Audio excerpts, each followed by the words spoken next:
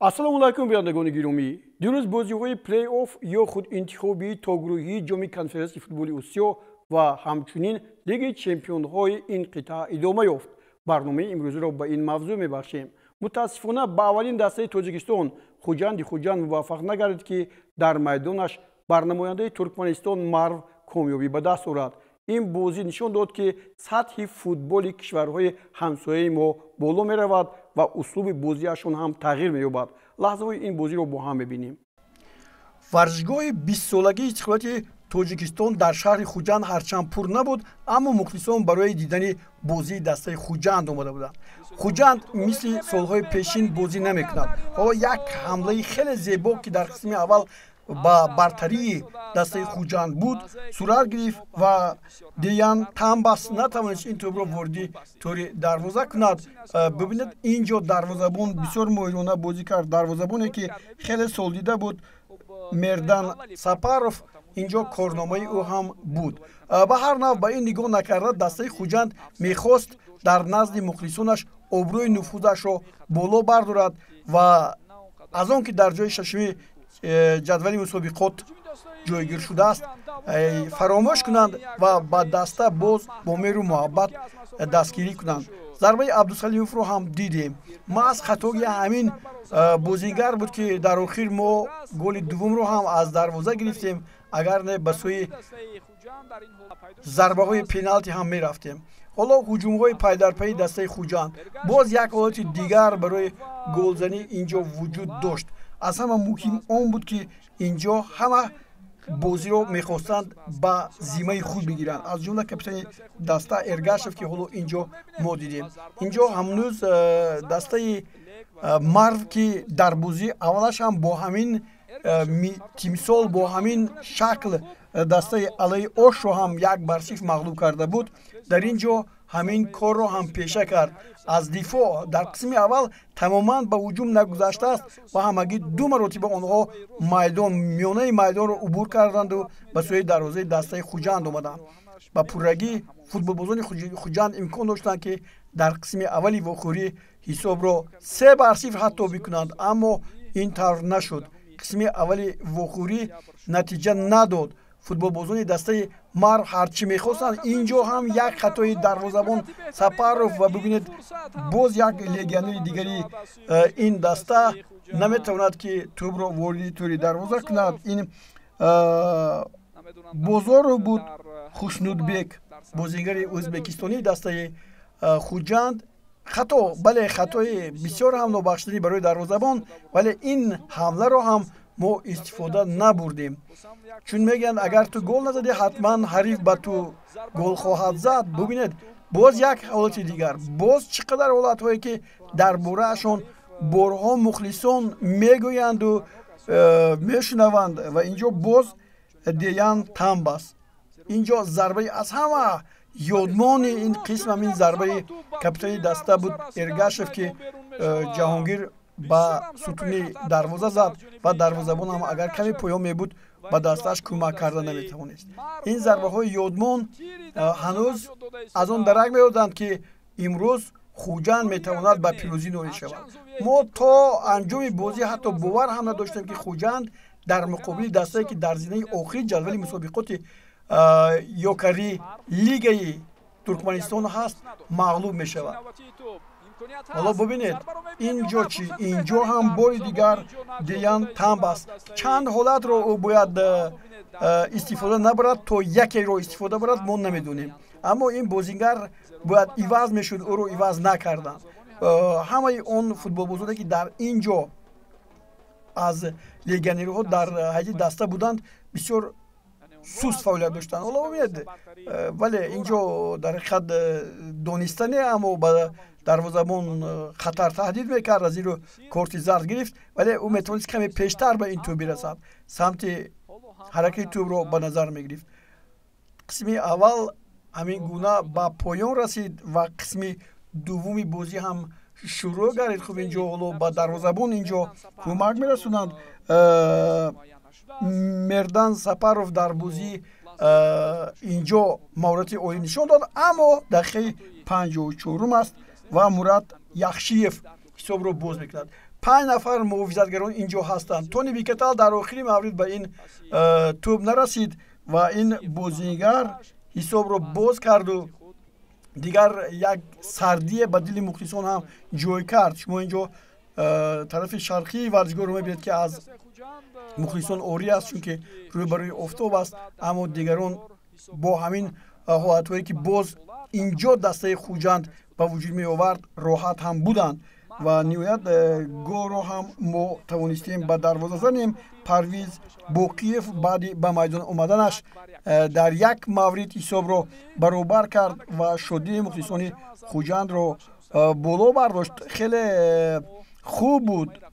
аммо дар дигар лаҳза умеди мухлисон аз он барбод рафт ки тағйиротҳо дар ин даста кор накарданд, вале футболбозони дастаи Марв бошанд ин ҳолатро истифода бурданд ва албатта инҷо Фирдавс Абдусалимов ба хатогӣ роҳ дод, корти сурх гирифт, корти зарди дуюм ва аз ҳамон нуқтае ки зарба зада шуд футболбозони дастаи Марв бо зарбаи боз як Мират Овезмурадов ҳисобро 2-1 карданд ва тавонистанд ки рохатро ба бозиҳои минбаъда ба даст оранд. дар ғарби Осиё дастаи Аннаҳдаи Умон дар як бозии ниҳоят ҷолиб бар Алхалдеи Баҳрайн бо натиҷаи 3-2 дар сафар ғалаба карда роҳи худро ба бозиҳои гурӯҳӣ ҳамвор кард. дар вухӯрӣ миёни дастаҳои Ал-Иттиҳоди Сурия ва Шабоб Ал-Аҳли Аморот суриягиҳо тавонистанд бо ҳисоби 2-1 пирӯзӣ ба даст оранд. Ал-Иттиҳод акнун қуръакашии бозиҳои гурӯҳиро интизор мешавад. дар ҷануби Осиё дар бозии плей-офф дастаҳои Моҳунбагани Ҳиндустон ва Абаҳани Лимитеди Бангладеш бо ҳам қуввоз буданд. навораҳои ин воқеаро пайдо кардем. Моҳунбагани Ҳиндустон пеш аз ин вухӯрӣ дар даври аввал ҳам ширкат варзида буд ва онҷо ин даста тавонист ки Машундраро бо ҳисоби 3-1 шикаст диҳад ва акнун инҷо ки Моҳунбаган бо яке аз дастаҳои каме ҳам қудратмандтар бозӣ мекард, кораш хеле хуб ҳам буд ва футболбозони ин даста тавонистанд ки ҳисобро боз кунанд. ҳоло Моҳунбаган дар ин ҳолат аз Корнелис Стюарт аз дастаи Абаҳани Лимитед голи аввалро аз дарвозаашон гирифтанд аз Бангладеш, вале ин дақиқаи 17 ҳамагӣ буд ки ҳоло як бори дигар мо ин ҳолатро дидем ва дар натиҷа футболбозони дастаи Абаҳани Лимитед ба сафи пеш баромаданд ва баъдан ин ҳамон голи аввале ки инҷо маҳз ҳамин Стюарт ба нишон расонид. дар мавриди дигар Моҳунбаган Супергиант футбол клуби Ҳиндустон пай дар пай дар хати ҳуҷум пайдо мешуд ва иштибоҳҳои дарвозабони ин дастаро онҳо моҳирона истифода бурданд. пеш аз ҳама зарбаи пеналти аст, ин дақиқаи 37 аст, ҳарчанд Абаҳани Лимитед аз шаҳри Даҳакаи Бангладеш норозӣ буд аз ин пеналти ки таъин гардид. ҳоло боз як бори дигар мебинем дӯстони гиромӣ дар ин ҷо буд ин ҳолат ё на, поймонӣ буд ва баъдан бале ин ҷо ҳамин ҳолатро ба назар гирифта довари вухӯрӣ зарбаи пеналти таъин кард. зарбаи пеналтиро Джейсон Кумингс ба нишон расонид ва ҳисоб баробар шуд 1-1. баъди ин ҳолат футболбозони дастаи Моҳунбаган бисёр ҳам ҳуҷумҳои пайдарпайи хеле ҷолиби худро ташкил карданд ки баъдан дар дақиқаи 58 дар қисми дуюм ҳоло биёед инҷо такрори ин ҳолатро боз як бори дигар мебинем ки чӣ гуна ин гол зада шуд. ва сипас Моҳунбаган дар ҳақиқат нисбат ба чемпионати масалан Бангладеш чемпионати Ҳиндустон хеле сатҳаш баланд аст ва ин ҷо голи дуюмро ҳам футболбозони ино Моҳунбаган ба нишон расонданд. он вақт Милод Шаҳри Сулаймонӣ пеши роҳи тӯбро баргардонид ва голи худгол 2-1 намуд ҳисобро. ҳоло бори дигар агар ин ҳолат манзури мо гардад мо мебинем ки чӣ гуна ин ҷо Милод Сулаймонӣ ба иштибоҳ роҳ дод. ҳоло як гузариши дигар ва гузарише ки инҷо футболбозони дастаи Моҳунбаган ташкил карданд ва ин зарбае ки ҳам аз ҷониби футболбози ин даста зада шуд ин Коларо буд ва зарбаи ӯро баргардониданд ва тӯб вориди тӯри дарвоза гардид. баъди 2 дақиқа футболбозони дастаи Моҳум Баган боз як имкони дигар ёфтанд ва тӯбро ин навбат Армандо Садику вориди тури дарвоза кард ва ҳисоби 3-1 Моҳум Баганро ба бозиҳои минбаъда мебарад. имрӯз бозиҳои интихобии тогурӯҳӣ дар минтақаи ASEAN идома меёбанд. бо 3 дастаи дигар имкон доранд ки роҳхати даври бозиҳои гурӯҳиро ба даст оранд. дар ин бора дар барномаи ояндаамон ба шумо хоҳем гуфт. акнун мегузарем ба натиҷаи бозиҳои ҳазфии Лигаи Чемпионҳои Осиё. дастаи Ан-Насри Арабистони Саудӣ бо Криштиану Роналдо ва ситораҳояш қариб буд ки муборизаро барои ҷоми имсолаи Лигаи Чемпионҳои Осиё аз даст диҳад. Шабоб Ал-Аҳли Аморот ба насравиҳо як бозии ғайричашм дошту муқобилияти сахт нишон дод. Ал-Насри Арабистони Саудӣ бо ҳайати бисёр ҳам пурқуввати худ дар майдон буд ва пеш аз ҳама дар аввалин лаҳзаҳо футболзони Шабоб Ал-Аҳли тӯбро ба самар расониданд. Яҳьё буд, вале ин зарбае ки зада шуд онро дар ҳолати нобозӣ маҳдуд карданд. дар дақиқаи 11 бошад Талиска ҳамин голи зебое ки зад ҳоло инҷо ин футболбози бразилиягӣ ҳисоб кушода шуд 1-0 Наср ба сафи пеш баромад, вале дере нагузашта баъди 6 дақиқа Яҳьё Ал-Ғассонӣ ҳисобро баробар кард. сипас ҳуҷумҳои пай дар пайи футболбозони дастаи Шабоб Ал-Аҳли онҳоро дар ин маврид дар дақиқаи 46 бо голи дуюми Яҳьё Ал-Ғассонӣ ба сафи пеш баровард ки ҳоло ин навбат ҳам фаро мерасад. ҳуҷумҳои футболбозони дастаи Ан-Наср хеле зиёд буданд. Криштиану Роналдо боз инҷо ҳам худро хеле муҷаллон нишон дод ва ин зарбаашро шумо дидед ки аз назди дарвоза чӣ гуна ба беруни майдон рафт. ҳоло боз як ҳуҷуми футболбозони ин даста ва боз як зарбае ки бисёр ҳам олӣ буд, аммо муҳофизатгар инҷо тӯбро баргаронид. ҳарчанд Криштиану Роналдо гуфт тӯб ба даст расид, ба ин довар қаноат накард ва баробари сар шудани қисми дуюми вохӯрӣ Яҳьё Ал-Ғассонӣ дубли худро ба самар расонид. дар ҳолати бисёр ногувор дигар дастаи Ан-Наср ки дар майдонаш ин бозиро қабул кард ва акнун дар нимаи дуюм онҳо танҳо ба онҳо муваффақ мешуд ки ин ҳисобро баробар кунанд. ба ин кор ҳам даст заданд, бисёр ҳуҷумҳои пайдарпай карданд, вале танҳо тавонистанд ки дар дақиқаи 88 голи баробариро ба нишон расонанд. ин лаҳза ҳам фаро мерасад, аммо ҳаминро ҳам бояд дӯстони гиромӣ гуфт ки дар ин баробар дастаи Амороти Муттаҳидаи Араб дар бозии аввал бисёр ҳам маҳорати хуб нишон дода буд. мо дар ин бора ба шумо гуфтем, як бозиро ба нафъи худ анҷом дод ва ҳоло ин зарбае ки ҳоло мо инҷо аз ҷониби футболбозони Ан-Наср дидем бо зарбаи Султон Алғанам ҷамъбаст шуд 2-1 ва ниҳоят Талиска ҳам дар 5-мин дақиқаи вақти иловашуда голи сеюмро зад ва ниҳоят боз як борзингари нави дастаи Ан-Наср ин Марсело Брозович аст ки голи 4-уми ин дастаро ба самар расонид ва дар натиҷа Ан-Наср бо ҳисоби 4-2 Шабоб Ал-Аҳлиро мағлуб кард. дар ғарби Осиё ин ягона ғалабае буд ки соҳибони майдон ба он ноил шуданд. клуби футболи АГМК Ӯзбекистон баъди пирӯзиаш дар даври аввали бозиҳои плей-офф бар Асиби Умон бо натиҷаи 1-0 ин навбат Ал-Арабии Қатарро низ мағлуб кард ва сеюмин дастаи Ӯзбекистон гардид ки дар Лигаи Чемпионҳо муборизаро идома медиҳад.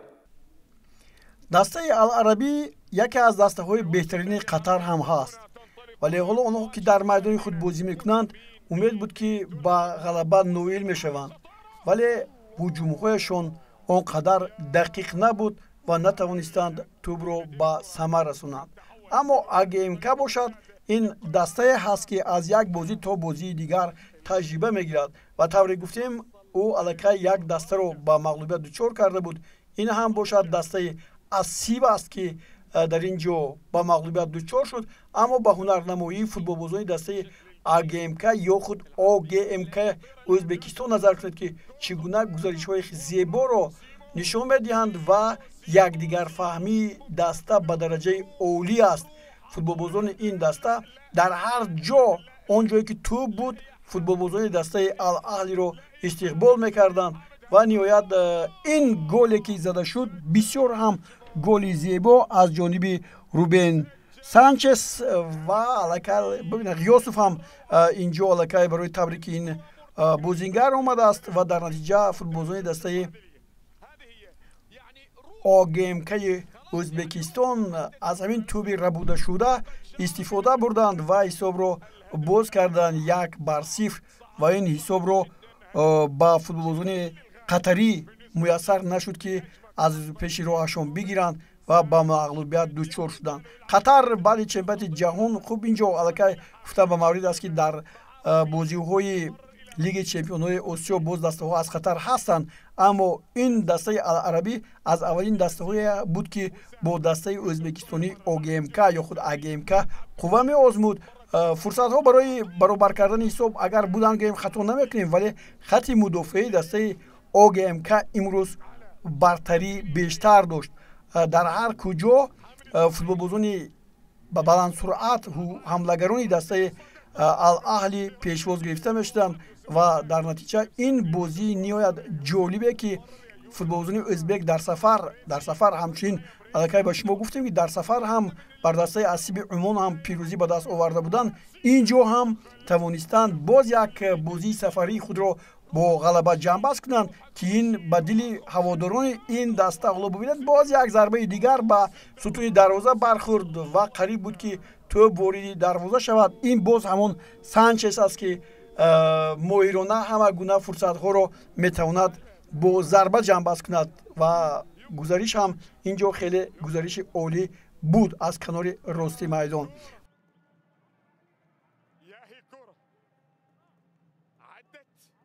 اگرم که اگر مخلصان ازبکستان را شاد و مسرور کرده باشد، پس نوبهار نمایندگان این تنتنه را بیشتر نمود و در برابر نماینده دوم قطر کلوب فوتبال الوقت را پیروزی به دست آورد. اکنون 4 کلوب ازبکستان در لیگ چمپیون‌ها بازی میکنند و یکی از آنها حریف استقلال دوشنبه خواهد بود. غیر چشم داشت دو دسته قطر و دو دسته ازبکستان در برابر هم در ردیف این بازی ها با هم روبرو شدند. اوگمک را شما دیدید که چگونه پیروزی به دست آورد. اکنون الوقت را هم یکی از دسته‌های قطری که نمایان است اینجا به میدان آمد و در نتیجه از دسته نوبهار ازبکستان مغلوب شد. بازی نهایت پرشدت بود. هر دو دسته امکانات‌های گلزنی را بر اعلی در دست خود قرار داشتند. ضربه‌های پای در پای بازیگران هر دو دسته اینجا به چشم رسید و بیشتر ببینید نوبهار امکانات‌های خوب را به وجود می آورد و اینجا ما باز یک حالت دیگر رو ببینیم که بسیار عالی بود و با گل جنبش شد. این دقیقه 98 است و دانیار عبدالمناپوف حساب رو باز کرد. این گل بود که تقدیر واقعی رو به نفع نوبهار انجام داد و اون بازیگرانی که در هیئت دسته الوقت بودند و لگانیر بودند از این حتی لذت هم بردن. ببینید گزارش بسیار زیبا بود، بسیار جالب بود.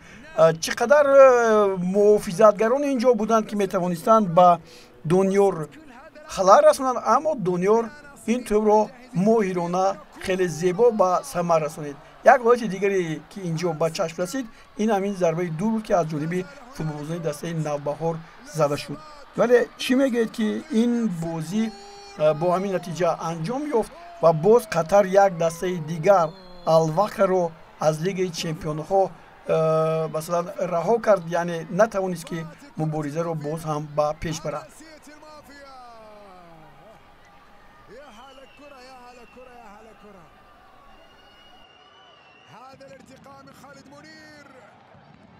یکی از دسته‌های نامدار ایران تراکتور از مرحله بازی‌های حذفی گذشته نتوانست و کلوب فوتبال شارجه امارات متحده عرب بر این دسته پیروزی به دست آورد. نوروی این بازی رو هم پیدا کردیم. تراکتور تبریز یکی از دسته‌های خیلی خوب و شناخته که با نام تراکتورسازی تبریز هم نامبر می شود با این بازی رو در میدان خود برپا کرد و الشرجه امارات متحده عرب به اینجا آمد و در این بازی باشد تراکتور مقابلتی خوب در مقابل میمونان نشان داده نتوانید. هجوم های پای در پای الشرجه در اینجا به چشم رسیدند و در نتیجه در دقیقه 25 حساب باز گردید و این ضربه عالی بود از جانب شاهین عبدالرحمن. پیانش رو شما دیدید که اینجا ارسالی ضربه کنجی رو کرد. این بله همون پیانیچه که ما رو خیلی خوب میدونیم و تنها اینجا گذاشتند محافظتگران شاهین عبدالرحمن رو و او توپ رو وارد توری دروازه کرد. این همگی دقیقه 25 بازی بود که تراکتور سازی توپ رو از دروازه اش گرفت.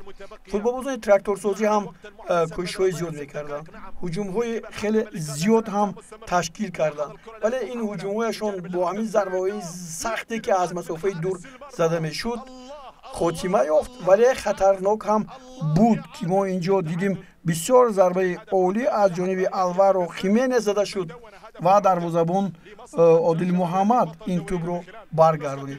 قسمت دومی واخوری است و باز فوتبالبازان دسته الشرجه و باز یک ضربه نهایت عالی و این نوبت از جانب کمره و این توپ گل دومی بود که برای برگرداندن این دو توپ برای تراکتور سازی و فوتبالبازانش دشواری‌های زیادی رو پیش می آورد. حالا بار دیگر ببینید پریرا اینجا در میدان نزد دروازه افشید. اگر اینجا ضربه کمره نمی بود شاید که ضربه پنالتی تعیین میشد. اینجا حالا ببینید همین افشیدن پریرا رو و دوبار این توپ رو حساب کرد و فوتبالبازان دسته تراکتور سازی در این مدار بعد یک دقیقه توانستن همین گونه یک گل زیبا رو به اجرا رسونند. ببینید اینجا هاشمی نژاد است، پس خوبی الویس و با یک رشش کوتاهی سر این توپ رو وارد توری دروازه کرد و حساب تغییر یافت 2-1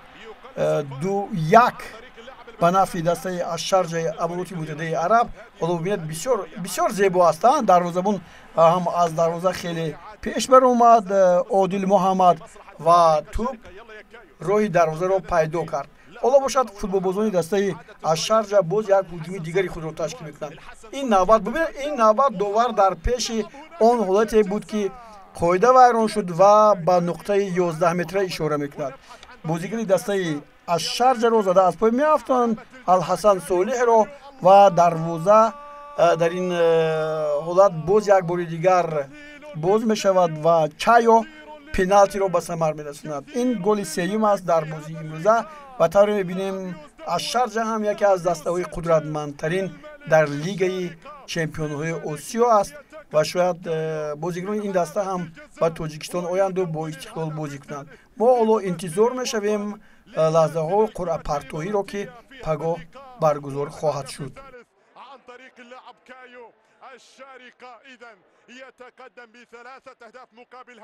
با همین ترتیب دوستان گرامی در شرقی آسیا ایچخون یونایتد کره جنوبی بر هانگ ویتنام در قسمت ایلوگی با حساب 3-1 غلبه به دست آورد و دور بازی‌های گروهی رسیدگی شد. اوراور دایموس ژاپن همچنین لیمن گونگ رو 3-0 و ژنچن چینگ پورت رو با نتیجه 1-0 شکست دادند.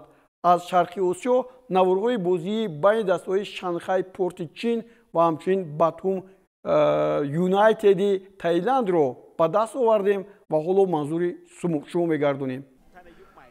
دسته‌های چین یعنی کلوب‌های فوتبال چین سال گذشته در لیگ چمپیون‌های آسیا بسیار سست بازی کردند. هنرنماییشون خیلی پست بود و از گروه‌ها به بیرون نآمدند. اما این سال کمی هم باشد شاید تغییرات در بازی‌های کلوب‌های این کشور به عمل می‌آید و باید آنها خود را نشان دهند. در این بازی که با پاتوم یونایتد است ایگور سرگیف در دقیقه 12 حساب رو باز کرد و اینجا دنگ ده اگر داره تیراسی دنگ ده یکی از بازیکنان خیلی مشهوری دولت تایلند هست که در حیط دسته منتخب هم بازی میکرد. پس خیلی خوب رو با سرگیف داد ایگور سرگیف و ایگور سرگیف اولین گلش رو در این وقوعی ба самар расонид ва меҳмононро ба сафи пеш баровард. Патум Юнайтед пайваста дар хати ҳуҷум буд. Боз як ҳуҷуми дигар ва боз як бори дигар бубинед инҷо боз ҳамон Игор Сергеев аст ки пеш аз ҳама ба тӯб мерасад ва голи дуюми худро ба самар мерасонад. Дар дақиқаи 26-ум ин бозингари Рустабор ҳоло бо як бори дигар бубинед ҳамаро моту маҳбуд кард ва голи дуюмашро ҳам ба самар расонид. ва дар ин маврид футболбозони дастаи Шанхай Порт як ҳуҷуми дурударози худро инҷо ташкил карданд. ҳоло ин зарбаро мебарем. Ин гол ҳам аз голҳои зеботарин аст ва Мираҳмедҷан Музепер ин тӯбро ба самар расонид.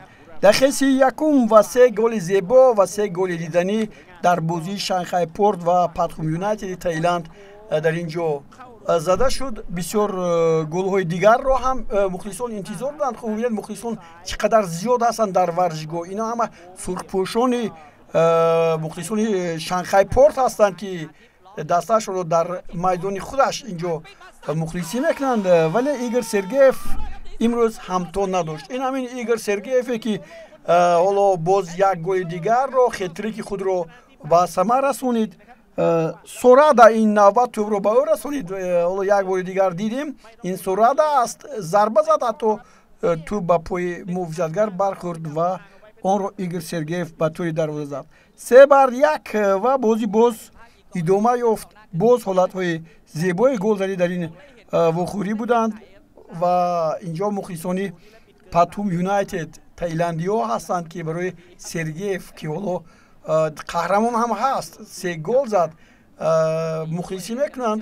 ҳоло футболбозони дастаи Шанхай Порт ҳуҷуми дигари онҳо дар ин лаҳзаҳо ҳоло дақиқаи 85 аст ва голи дуюми худро онҳо ҳам ба нишон мерасонанд. инҷо пинк аст. ҳоло ин бозингарро бубинем ки дар ҳақиқат чӣ тавр тавонист ин ҳолатро ба самар расонад ва аз курсии эҳтиётӣ ба майдон омад. хуб Варгас ба ӯ тӯбро расонид ва ҳисоб 3-2 шуд. дигар Шанхай Порт барои баробар кардани ҳисоб имконият наёфт ва бозӣ бо ғалабаи Патум Юнайтеди Таиланд анҷом ёфт ва Патум Юнайтед акнун дар бозиҳои гурӯҳӣ ширкат меварзад.